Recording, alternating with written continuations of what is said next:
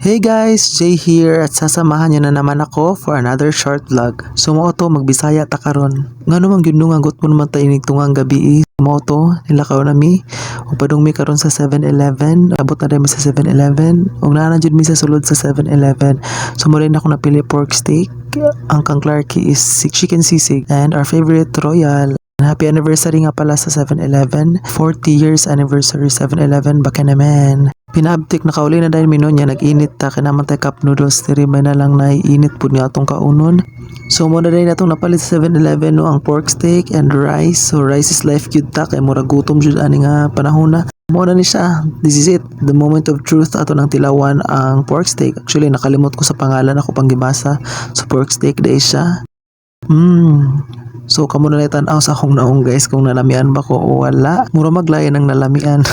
Mura mag double meaning ang nalamian. Speaking of double, ikaduhan na din ako ning hungit guys. Again, wag gapoy reaction atong naong diha guys atong ikaduhang hungit. So it's for you to find out na good kung lami ba good siya. So ato na mong 7-Eleven and buy pork steak. Og si Clarky po dahil guys nang mukbang po siya sa iyahang chicken sisig. And this time let's have cup noodles and mami day ni siya nga cup noodles guys. Muna na tingala ko kanong dagko kayo abi na kog niburot na tungod sa kadugay na ko gi-open. First time din ako nakatilaw og mami nga cup noodles. So muna murag wa gapoy reaction ng naong. So balik ta sa pork steak.